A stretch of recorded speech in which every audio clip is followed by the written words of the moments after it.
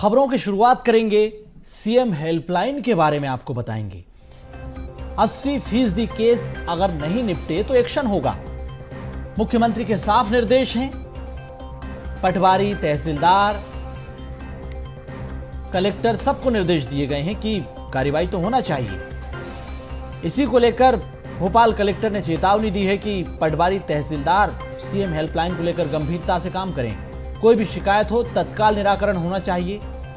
शिकायतों का अगर निराकरण नहीं हुआ तो सख्त एक्शन लिया जाएगा। वेतन कटौती से लेकर सस्पेंड तक किया जाएगा। खबर यह है कि 15 जनवरी तक समय दिया गया तो डेडलाइन फिक्स हो चुकी है। इस वक्त की बड़ी खबर है, सीधे सीधे साफ निर्देश मुख्यमंत्री के कलेक्टर को, पटवारियों को, तहसीलदार को हैं। इसी को लेकर भोपाल कलेक्टर ने भी चेतावनी जारी कर दी है। वेतन कटौती भी होगी, सस्पेंड भी किया जाएगा अगर आप गंभीरता से काम नहीं करेंगे तो। 13,000 से ज्यादा शिकायतें आप समझिए कि दिसंबर के महीने में मिली है। अब उन 13,000 शिकायतों का क्या हुआ, कितनी शिकायतों का निराकरण हुआ, यह भी एक गंभीर सवाल है। क्योंकि अगर समय पर शिकायतों का निराकरण नहीं हो रहा है तो सीधी सीधी लापरवाही यहां पर उजागर होती है। अधिकारियों की, जिम्मेदारों की, तो सबकी जवाबदारी तय होना चाहिए। संवाददाता रंजन भगत हमारे साथ फोन लाइन पर जुड़ चुके हैं। रंजन, समझिए आपके दिसंबर के महीने में जो सभी विभाग हैं उनमें 13,000 से ज्यादा शिकायतें पहुंची हैं।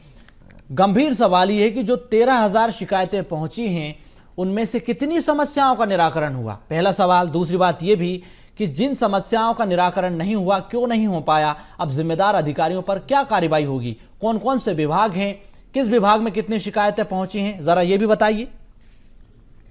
बिल्कुल सोनू, देखिए अगर हम बात करें सीएम हेल्पलाइन को लेकर के तो लगातार जो है इसमें शिकायतें की जाती है आम जनता के द्वारा, और सीधा जो है इसका शिकायतों का जो है निराकरण करने का काम जो अधिकारियों द्वारा किया जाता है।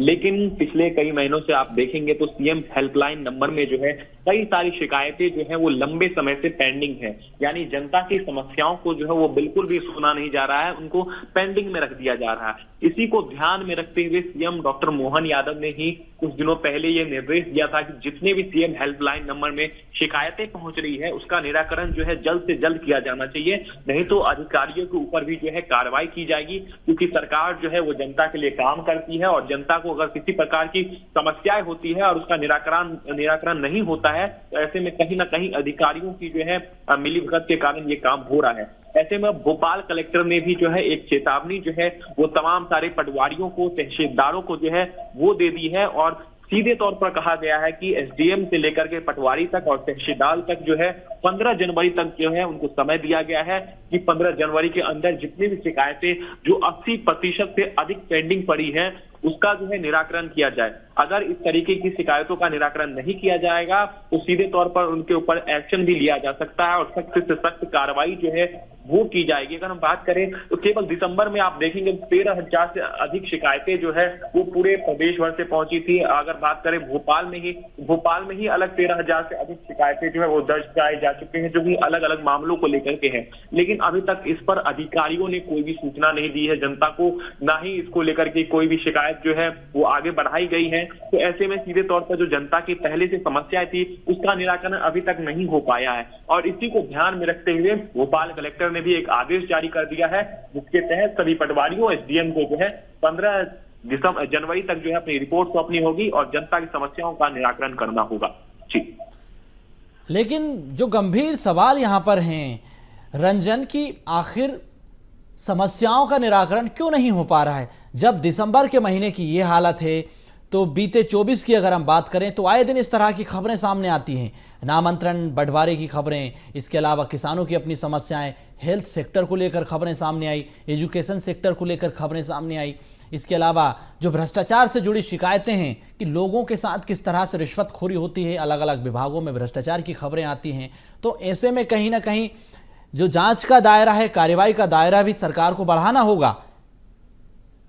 निश्चित तौर पर आप देखेंगे तो लगातार जो है जनता की शिकायतें जो है वो अधिकारियों तक पहुंच रही है, लेकिन अधिकारी जो है उसको सीनियर अधिकारियों तक बढ़ाने का काम नहीं कर रहे हैं। कहीं ना कहीं एक बड़ी चूक जो है पूरे विभागों में चल रही है और जितने भी जूनियर अधिकारी है वो कहीं ना कहीं पूरे मामले को जो है वो दबाने की कोशिश कर रहे हैं, क्योंकि जनता से जुड़ी हुई तमाम सारी शिकायतें होती है, चाहे वो जमीन विवाद को लेकर के हो, चाहे वो स्वास्थ्य समस्याएं में हो, अलग अलग विभाग जो है उनके ऊपर जो शिकायतें दर्ज कराई जाती है, लेकिन अधिकारियों का काम इसको आगे बढ़ाने का होता है। लेकिन अधिकारी जो है लंबे समय से जो है तमाम सारी शिकायतों को वो पेंडिंग करके रखे हैं। आप सोच सकते हैं कि 13,000 15,000 शिकायतें अगर पेंडिंग होगी तो जनता को जो समस्याएं है उसका निराकरण कैसे होगा। ऐसे में कहीं ना कहीं जो निचले स्तर के अधिकारी हैं वो नहीं चाहते कि जो समस्याओं का समाधान हो सके, ताकि जो जनता की समस्या है वो लगातार बनी हुई है। ऐसे में मुख्यमंत्री मोहन यादव सहित जितने भी कलेक्टर है उनको भी निर्देशित किया गया है कि जल्द से जल्द जो है इन पर कार्रवाई की जानी चाहिए,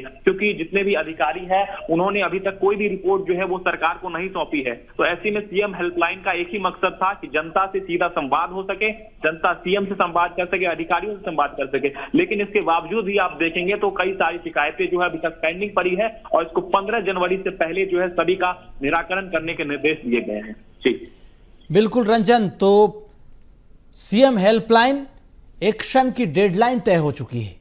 अगर आप लापरवाही करेंगे तो कार्रवाई तो होगी। आप बने रहिए हमारे साथ।